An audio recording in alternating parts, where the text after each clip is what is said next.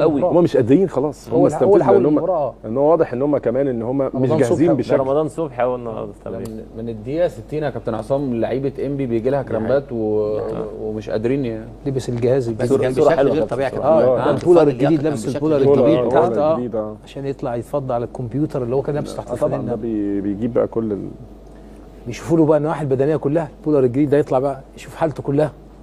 بس ربنا يوفقه والله يا كابتن، يعني اعتقد خطوه مهمه جدا بالنسبه له.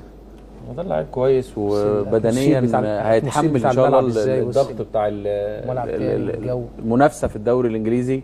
عنده قدرات بدنيه ممتازه ولاعيب حريف، يعني انت عارف طبعا يقدر ينجح ان شاء الله بسهوله هناك يعني ان شاء الله يعني. بص يا كابتن، دي محتاجه جلد طبعا. كل العوامل اللي احنا بنقولها دي كتير جدا من عندنا طلعوا قلنا هيكسروا الدنيا. عايزه صبر وعزيمه، وعايزه الحقيقه عوامل عقليه. الفنيات موجوده، ولكن العقليه لو قدر ان هو يتحمل وقدر ان هو يبقى الدوافع عنده موجوده ان انا مكمل، مفيش حاجه اسمها هفكر بقى هنا والكلام ده، لا طبعا هينجح لان هو عنده ربنا سبحان الله مديله امكانيات غير عاديه، يعني مديله زي ما قال القوه، ومديله مهاره، ومديله شخصيه في سن صغير، مديله عنده رؤيه جوه الملعب. فكل ده لو ساعده بقى ان هو يبقى واقف على رجليه. ياسر عاصم المخرج بيقول لي رمضان شكله حلو والملعب شكله حلو، كل حاجه شكله اتغير. رمضان شكله اتغير. لسه مسافر اول امبارح يا كابتن.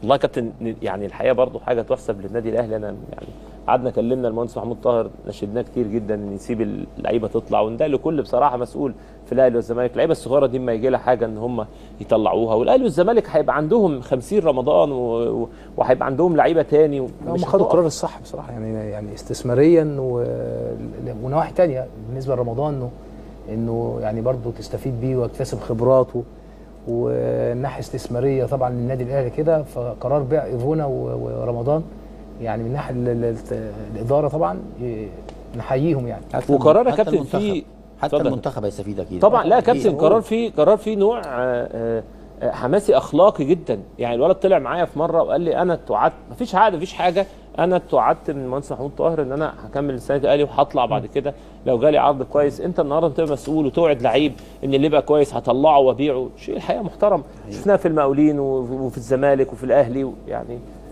مع لعيب سويسرا هو اللي قدامنا جاب جون عالمي في بطوله الامم. افضل جون في بطوله الامم الاوروبيه اللي عمل باكورد في مباراه سويسرا. احنا لسه كابتن السيستم ده مش عندنا، بتاع السيستم اللي حاجات اللي بتتلبس دي وبتاعت الكويسات. لا البولر عندنا طبعا. بقول لك انت ما عندكش سماعه. لكن لا ده موجود في المركب. لا البولر موجود الناس ما بتشتغلش بيه. يعني البولر ده على طول. يعني انا كان معايا معد تونسي في ليبيا شغال يعني بالبولر ده على طول، ويبقى قاعد بره معايا في الملعب، وعلى طول اثناء التمرين بيقول على حالات اللعيبه، يعني في الليميت بيصل ليه اللعيب بيبقى لدرجه الاجهاد اللي هي بنقدر نقلل التمرين، بيبقى قاعد بره بعد ما يخلص. طبعا لا هنا موجوده كابتن قال لا مفيش حد شغال بالسيستم ده على طول. على فترات بيحطوا لاعب او اثنين اعتقد، ما اعرفش هو المعدين اللي اشتغلوا معاك. لا البولر ده مهم جدا، لازم على طول كل يوم بيدلك على الحاله البدنيه بتاعت اللعيبه. اللعيبه محتاجه ايه الفتره كام شغالين فيها شغالين بيه احنا. انا كنت شفتهم بيتمرنوا اللعيب بيصل لفتره الاجهاد امتى، بتعرف كل لاعب اللي كان شغال بيساعدك في تقليل الاحمال بتاعتك. مهم جدا. اللي كان شغال بيه يا كابتن حسام كان شغال بيه فيا مع نادي الزمالك، كان معاه انا معايا معد بدني تونسي، كان معاه البرازيلي ده. احنا الماتشات الوديه كنا بنلعب بيه طبعا. تلعب الماتش بيه بس مش الكبير ده. في واحد كان الاول الصغير يا كابتن اللي هو الصغير بيتحط ده زي الشيل بس.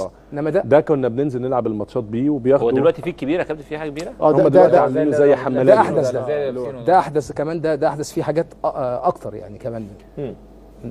بس ده مهم جدا يا كابتن. طبعا انت بتاخده وبعد كده هو بيفضيه على الكمبيوتر، فبتشوف بقى انت ايه بالظبط كل احتياجات كل لعيب بيبقى محتاج ايه، الناحيه البدنيه، لا معدلاتك البدنيه عامله ازاي، وانت بتصل لدرجه الاجهاد وفي البدايه ولا في النص، ولا بتديلك حتى في تغييراتك اثناء المباراه، تساعدك في تغييراتك اثناء المباراه.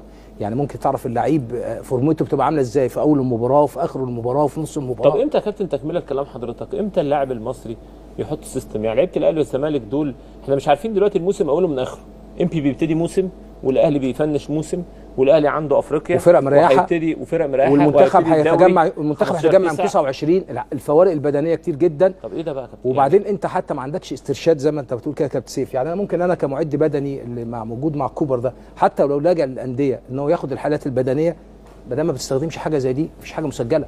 يعني امتى حضرتك تعمل انت هتقعد فتره تقول له إعداد؟ هتقعد تقول له بالبق كده ده فلان ده حالته كويسه، لكن هتديله شيء مسجل وشيء علمي طبعا وشيء متثبت على ورق ويقدر الراجل يطلع عليه، مش موجود عندنا. وده طبعا مشكله كبيره انا اتكلمت فيها كذا مره، ان احنا طبعا متاخرين جدا جدا جدا في النواحي البدنيه وفي تطوير النواحي البدنيه عندنا، ودي طبعا عاوزه تخصص وعاوزه ناس متخصصه. هو مهم اللعيب يريح، وده دور اتحاد الكوره ان شاء الله كابتن سيف يعني برضه. ان شاء الله كابتن عصام وكابتن وائل بقى. وانت يا كابتن سيف ان شاء الله برضه. لا بتكلم جد ان يبقى في تطوير في الحته دي في الانديه، يعني يتحط لها حتى